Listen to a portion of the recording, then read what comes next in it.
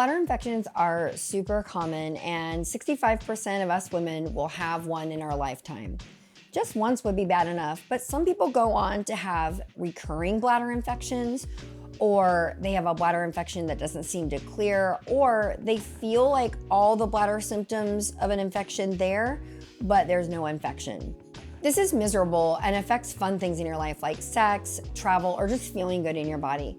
I have years of treating women with these exact problems. Here are my top 5 tips for what to do if you're experiencing this problem. I'm Dr. Mia Duncan. I'm a board-certified urologist and urogynecologist, and I can say that if you're having this problem, there's probably something else going on. First, it's not a dirty or hygiene issue, so please don't over-aggressively wash your vulvovaginal area. That can actually make things worse. Number 2, hormones.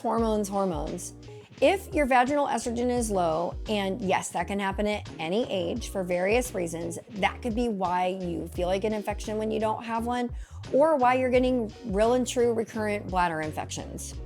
Third, bladder infection symptoms like burning with urination or going frequently can be from a vaginal infection. Who knew? So you need a vaginal swab to check that out.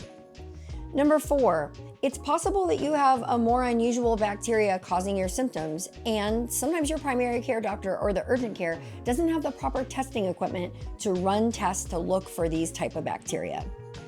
Last, number 5, if you're having these symptoms, it's possible you have an underlying bladder condition and need a diagnosis.